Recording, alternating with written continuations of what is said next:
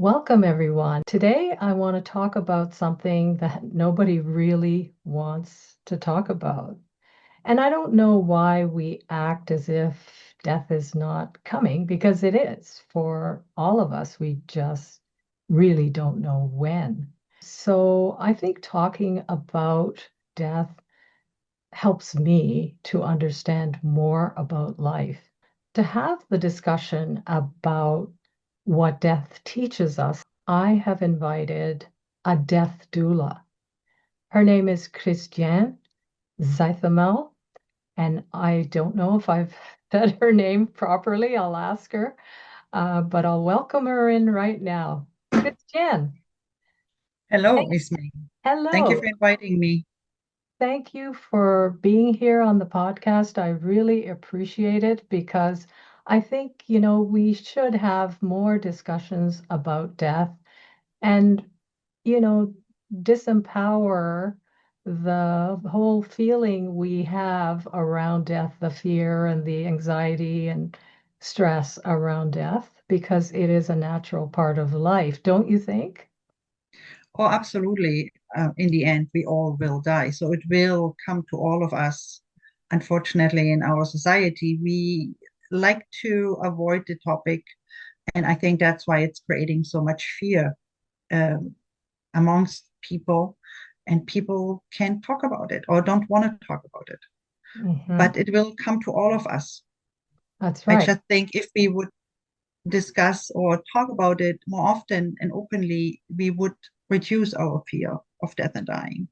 Exactly. And you're a death doula, and I should say that I did consult you, mind you, at the tail end of my mom's journey as she was passing away. Actually, I didn't know about a death doula. I didn't know that somebody existed like a death doula. It was my daughter who saw that I was in distress towards the end, maybe 3 days before my mom's passing, that I contacted you because I Yeah, thought, yeah, I need help. The doctors, by the way, in the Civic Hospital, in internal medicine under Dr. Wooler, were just amazing. That's the Civic Hospital in Ottawa.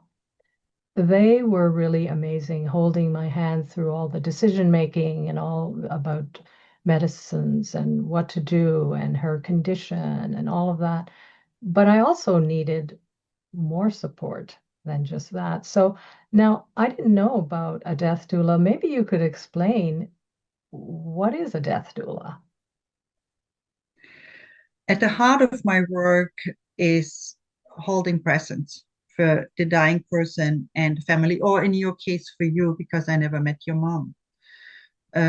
Sitting with someone at the threshold between life and death without, it's basically not trying to fix anything, to rush anything, to change any family can be fully seen, heard, and honored exactly the way they are without, we are not coming into change or to, we are guides, we are companions, we are a steady presence. I'm getting a message that the internet is unstable. That might be my internet because I'm getting the message. Are you getting the message? No, I'm not getting the message. Okay. Okay. So you think maybe the internet? The internet doesn't want to talk about death and dying. That's right. That's Not possibly even the internet,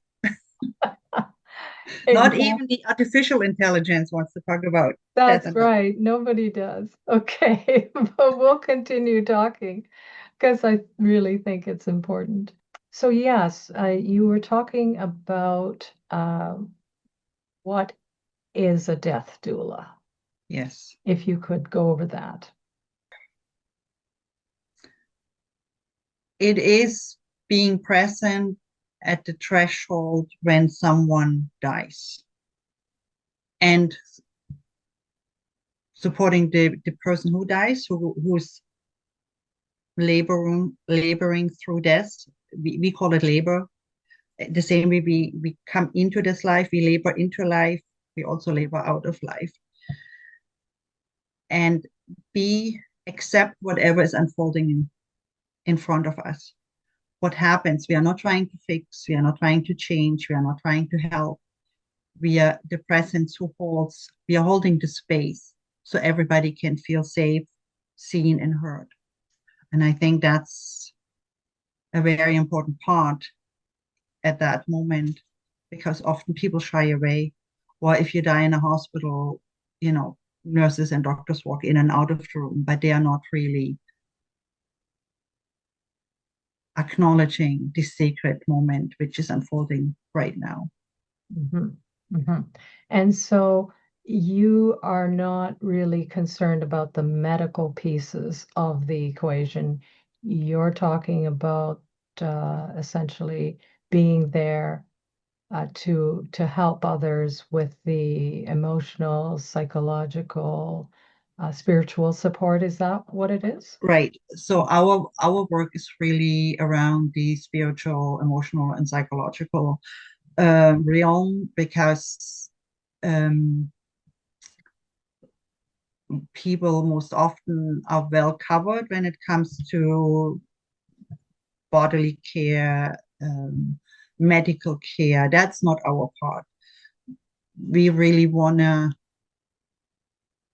acknowledge the death of a person in a different way, in a human way. Because in my experience, what I have seen in my lifetime, and I used to work as a nurse, I used to work as a death doula. I think we took the human part out of death in today's society. It's Mm-hmm. very medicalized, it's sterilized, it's taken away from the families because 70% of people die in hospitals or long-term care facilities or senior residences. They are not dying within the circle of families and friends anymore as it used to be 100 years ago, 150 years ago, which is can be very hard on people Mm-hmm. because we lost our human connection when it comes to death and dying.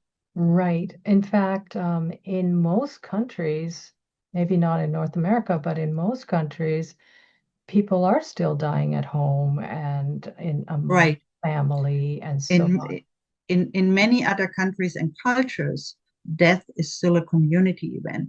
So Right. if someone in the community is dying, the family has the time to sit and grieve with the person, and other women would step in and take care of cooking and maybe cleaning and making sure that enough food is around that so people can actually take their time. We Hmm. lost this ability in our society Right. because we outsource everything. We outsource taking care of our sick, taking care of our dying, taking care of the death. For funeral, the funeral industry has taken over completely. Yes. Not understanding in other cultures, they care for their dead people. Hmm. People stay, they have their people, they are vigiling for 3 days at home, and then they go to the cemetery. Mm. So it is a very different world where we live in. And like I said, it lost its human touch. And I think as a death doula, I want to change that. I want people again to sit with their dying people, to see that dying can be a very magical moment. Hmm. Hmm. And I have seen this with family. I supported through the process. They lost their fear of dying because of what they have experienced, because it was in the end a very magical and beautiful moment. Hmm. Um, Hmm. I will not say it's always that way. It can also, some people are really afraid in the end of life and are kind of kicking and screaming down their way out. And that's okay too. It's their way to die. And we need to acknowledge that and we need to honor that. And that's okay. But Hmm. I'm there to hold them together and Hmm. make sure they feel safe in that moment. And it almost seems like, we've kind of wanted in the Western world to sanitize that whole process Right. so that it Absolutely. so that we can better accept it. But Yes. actually it is a beautiful thing, which is It can part be of a very beautiful experience. Yeah. Mm. So I'm sure you didn't wake up as a young child and say, I want to be a death doula when I grow up. Let me ask you, what inspired you to become a death doula in the first place? I trained as a nurse at a very young age. I grew up in East Germany. We all went to school till grade 10, and then I did my 3 year training as a nurse. So when I was a fully trained nurse, I was 19 years old. Mm. And I started to work in geriatrics. And the way it worked back then, I was on night shift a lot, and I was alone responsible for 36 patients, Wow. elderly dying patients. I Wow. had several nights when 3 people died under my care. Wow. Just imagine that at that age, at this very, very young age. Wow. And we were neither trained nor emotionally prepared for that. Mhm. The way we were taught to handle the situation or to cope with that is we would pull out the bed with the dying person because we had 6 people in a room. We would pull out the bed and push the bed in a bathroom and close the door and wait till they died. Oh. That's what happened, and which highly traumatized me back then. Hmm. Like I said, I had several nights where 3 people died under my care. So this always sat with me in a way um, that I knew this was not a good way to die.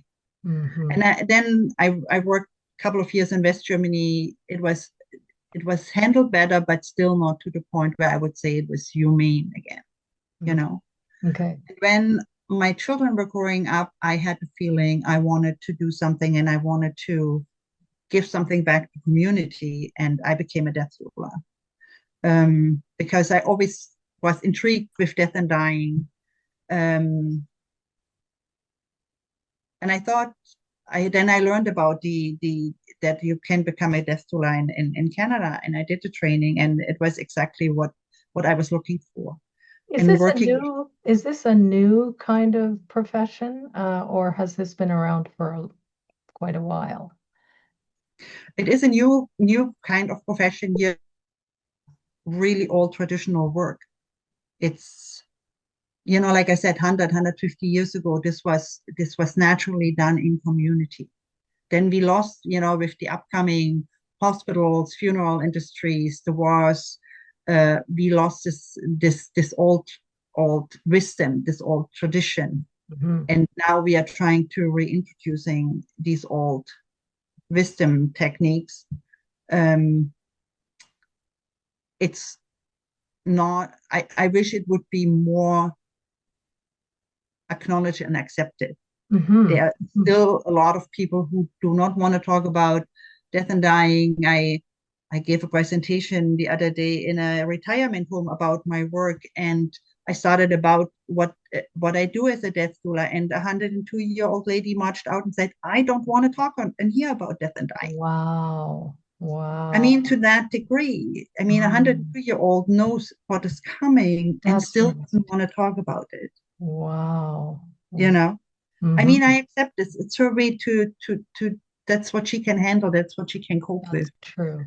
But this just shows me how deep seated the fear and anxiety is about death and dying. Hmm. That Hmm. even at that age, you still did not acknowledge that you will need to Wow. die Wow. soon.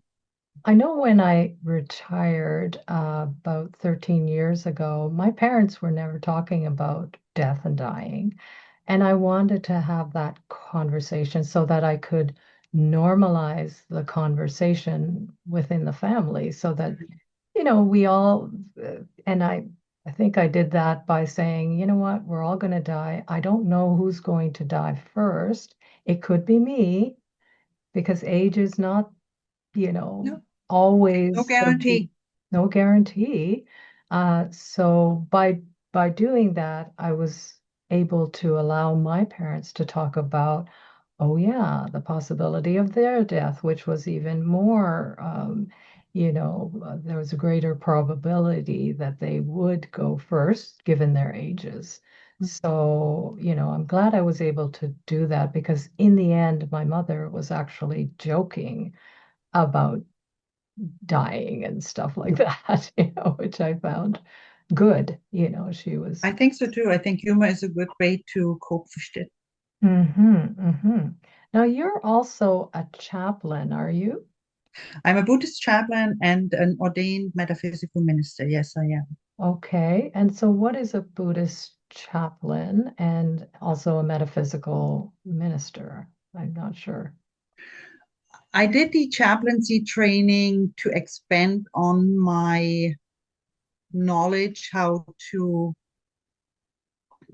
serve. How can I mean the question is always how can I be of best service for my clients? And Hmm. I did a couple of death doula trainings and I studied thanatology, but there was always this little thing I found was missing.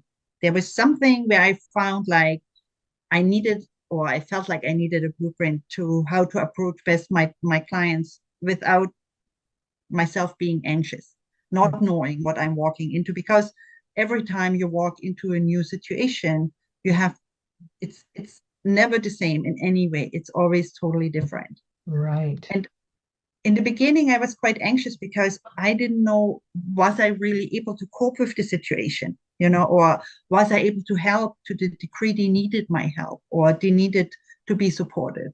Hmm. And studying Buddhist chaplaincy gave me the skills to really, first of all, this training was deep emotional training. I needed to work through a lot of my own stuff. This was like I went to hell and back during that training. Okay. But it Mhm. gave me the grounding I need to work with my families and clients so I can come in and walk in and be the most grounded, the most peaceful person so Mhm. I can be fully there for them. Mhm. And the best training I could get was the three tenets, which is not knowing, bearing witness, compassionate action. So I Mhm. walk into these families.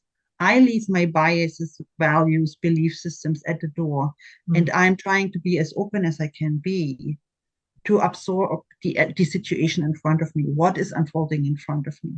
You think, you know, and then everything is 180 degrees turned around and you go with whatever's in front of you and how can you be best of service. And this was just amazing training to cope with whatever comes. Some people share secrets with me they haven't shared with their families. You really need to be very grounded in yourself to be able to hold that moment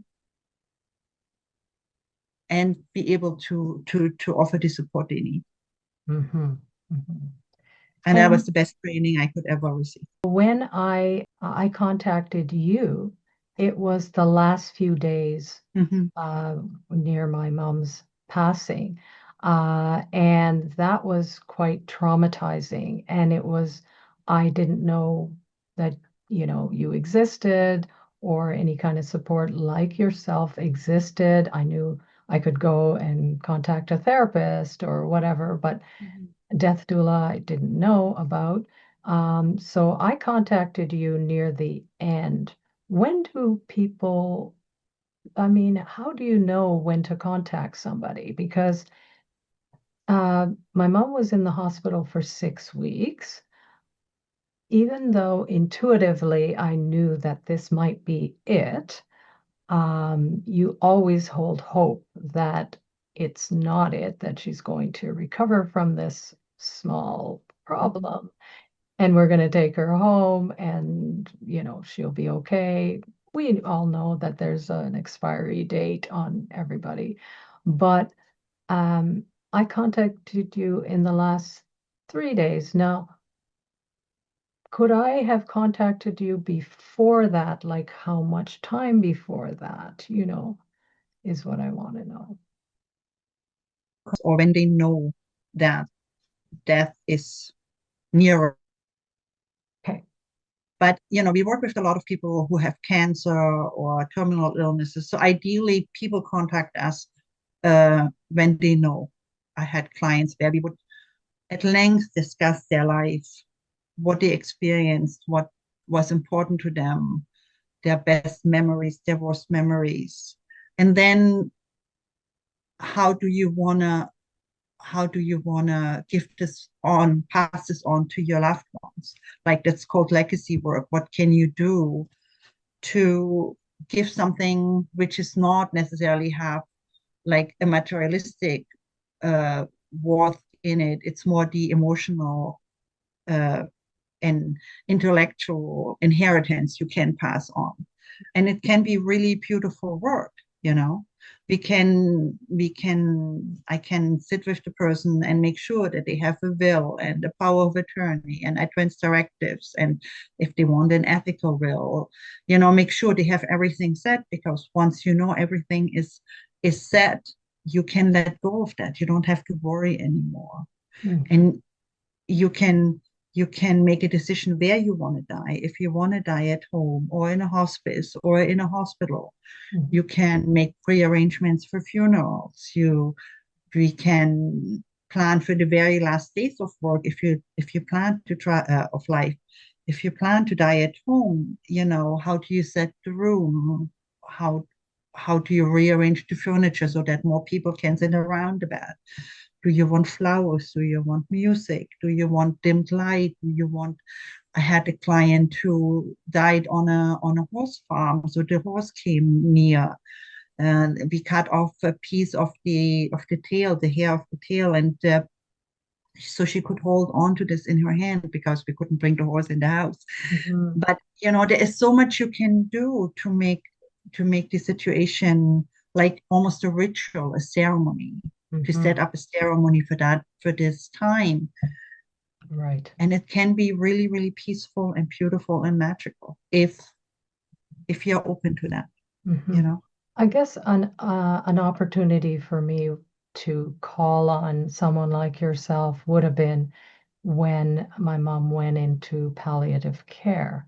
Yes, I didn't think about it. I didn't know how to navigate that whole situation. And yes. it was when the trauma got to be a bit too much, and didn't, I didn't know what to do with it. Mhm. That's when I contacted you. But Uh, how did you experience that? it was unbelievable stress. It was confusing. It was a lot of different emotions. It was, oh, should I be trying to do something to keep her alive instead of acknowledge that she was at the end of life? You know Mhm. what I mean? There's a lot of things that are going on inside you, and just the trauma of not seeing her improve and actually go down in terms of Mm, eating and drinking and all of the things that we expect. And mm, so us trying really, really hard to feed her, to keep her going on the one hand, on the other hand knowing that maybe this is not the right way to approach this. And eventually getting to a place of just being present, mm. because for me, I had been thinking about their deaths from 20 years ago. So Yeah. I'd been thinking about, oh, what do we need to do? What experiences do we need to have with them? What do I need to say? How many ways can I show them that I love and care for them?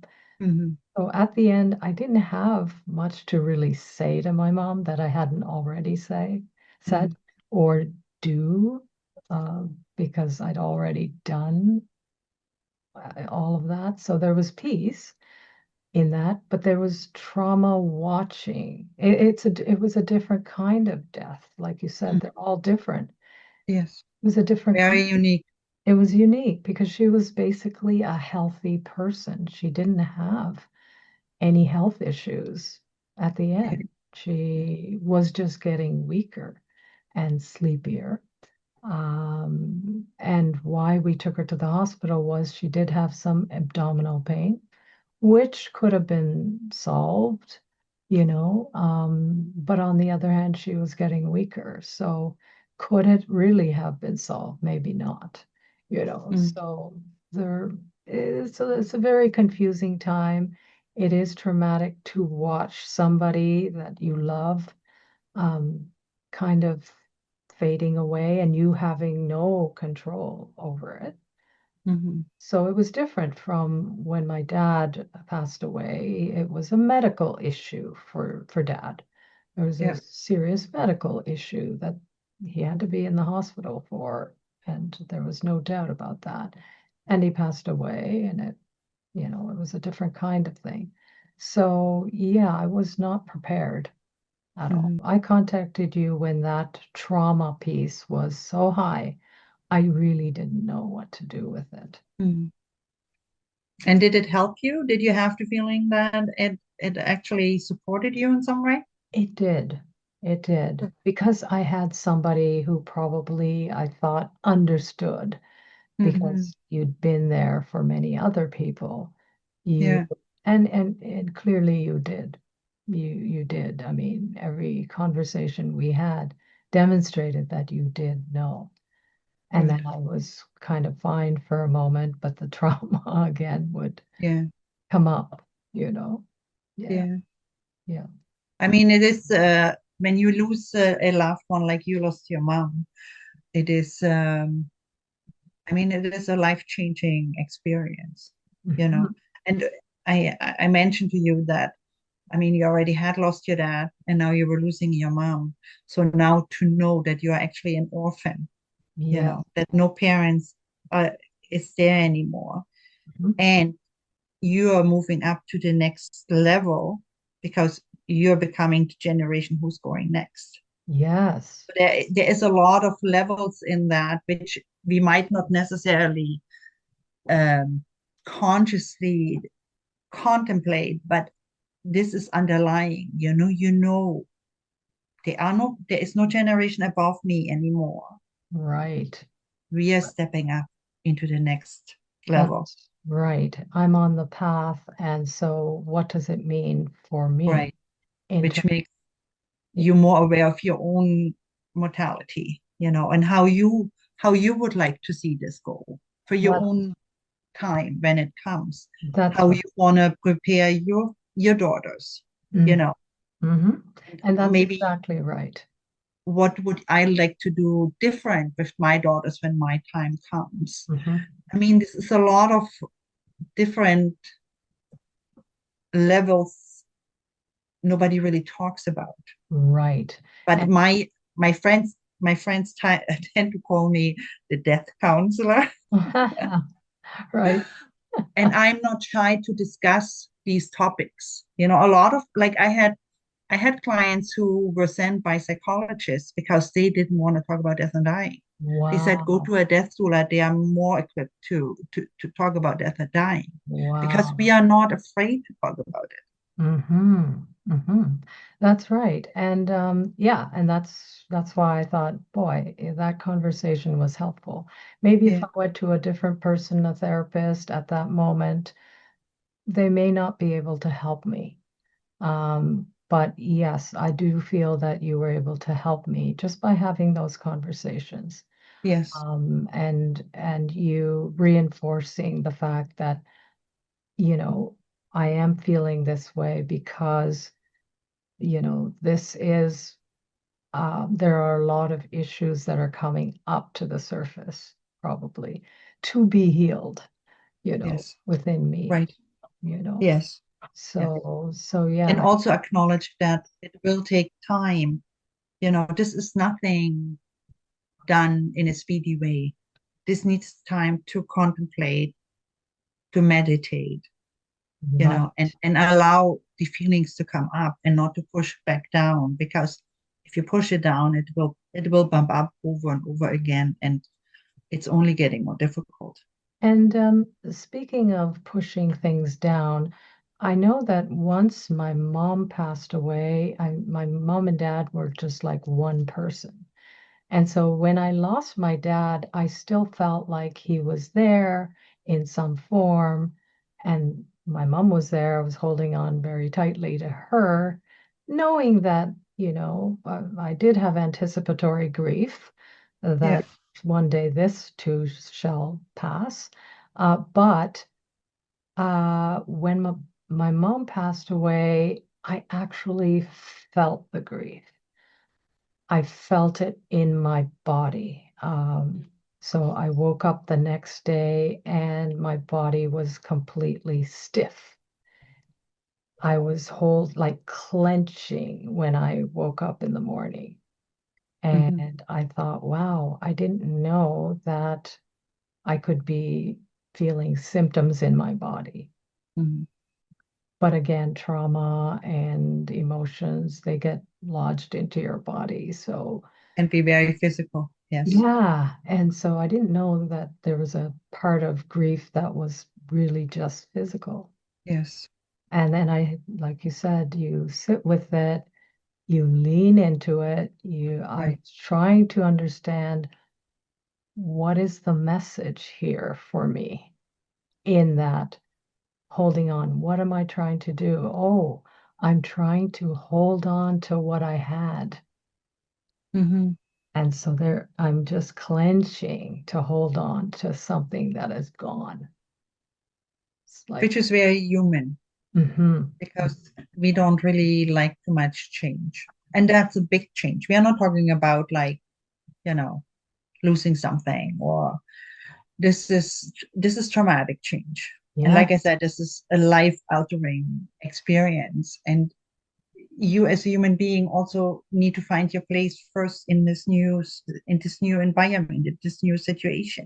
mm-hmm, And it takes time. And in our society, we often do not allow our people to take the time. I mean, if yes, you are still working and you lose, let's say, you lose your husband, you get maybe a week or two off work, and then you're supposed to return and be fully functional, which right. is totally unrealistic. It is. And they've got to change some of those things because what if, because if it's an uncle or somebody you get less time, what if that uncle was like integral to your Yes, well-being, and you get 2 days, just exactly. take it off. That's not Or enough. even people like I have a lot of people in the gay community, who their families are often not blood families. Right. Their family is friends, and they are not even acknowledged at all if Hmm. when someone dies. You Right, know, right, I right. mean, it's heartbreaking. It's absolutely heartbreaking the way we treat our people.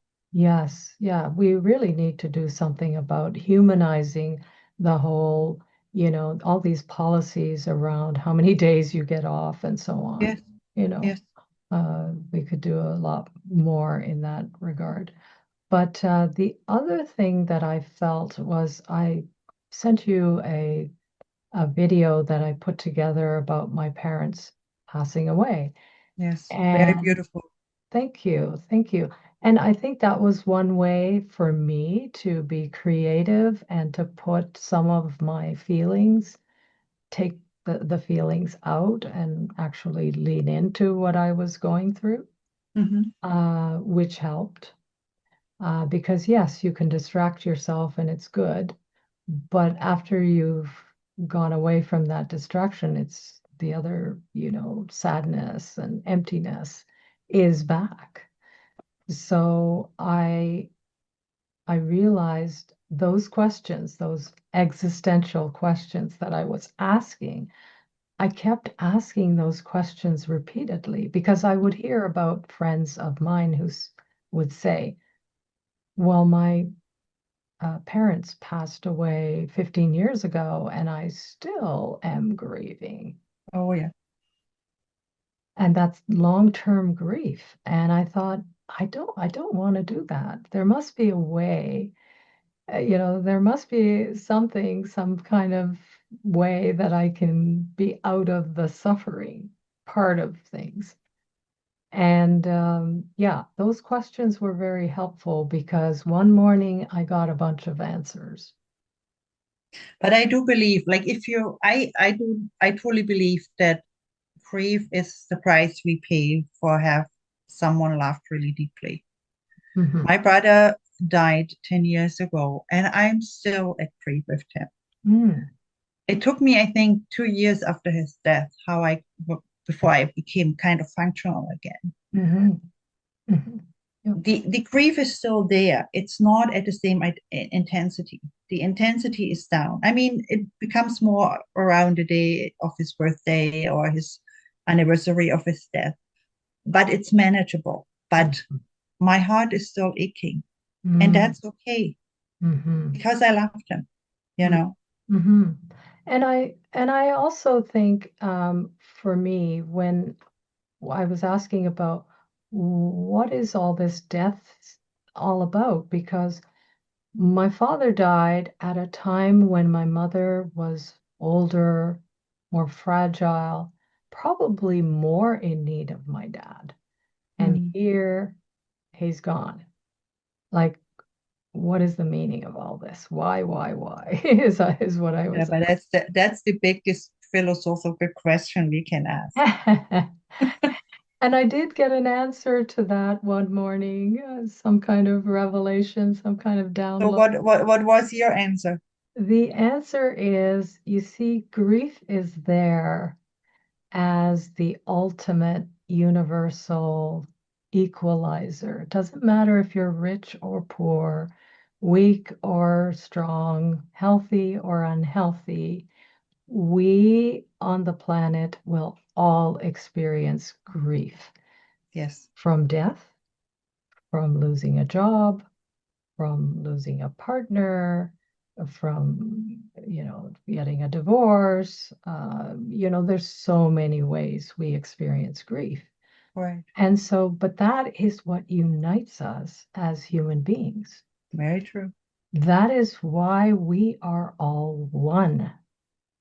And when you realize that we are all one, why would we even try to hurt anybody? Because we're Mm. all one.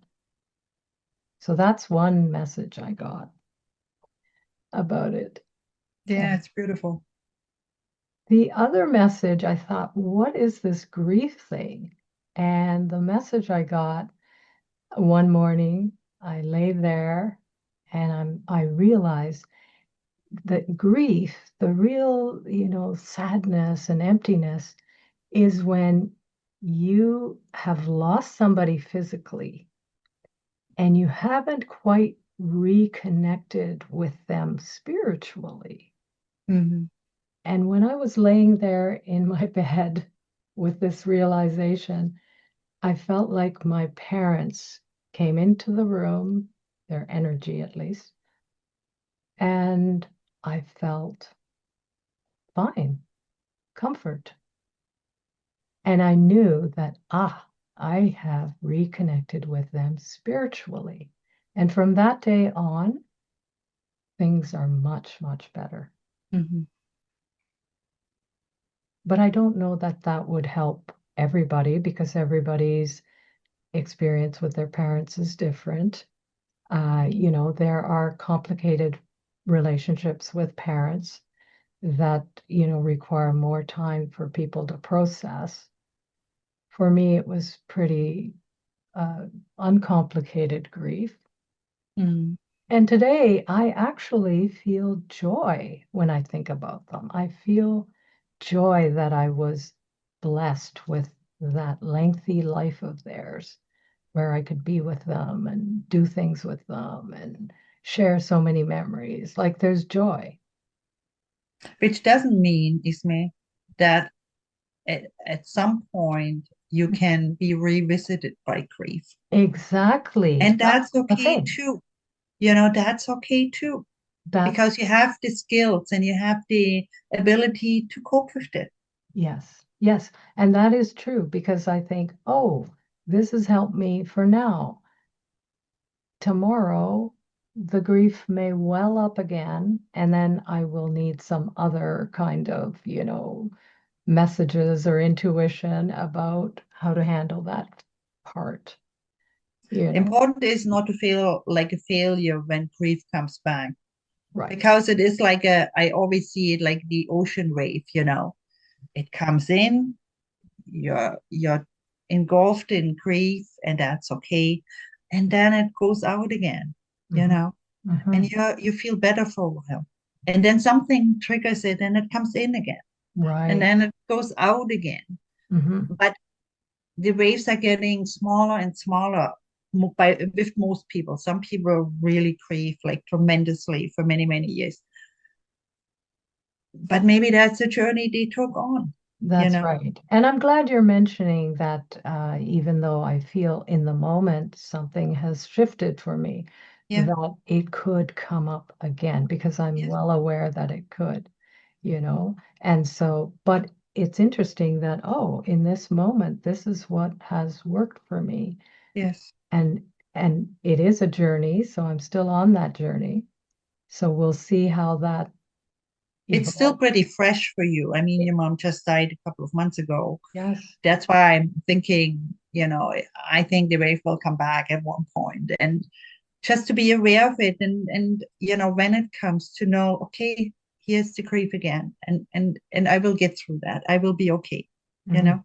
Exactly. Now, what has um, this profession of being a death doula taught you about life? To take life every day as a precious gift. It made me aware how fast people can go. My brother was diagnosed, and less than 4 weeks later, he died. Oh, okay. Some people die within minutes. Mhm. Take nothing for granted, Right. knowing that everything can change at every minute, and not taking things personal. I know it's very difficult, Yes. especially when it's about people which are really close to you, not taking things personal. Right. But how much time to be spent on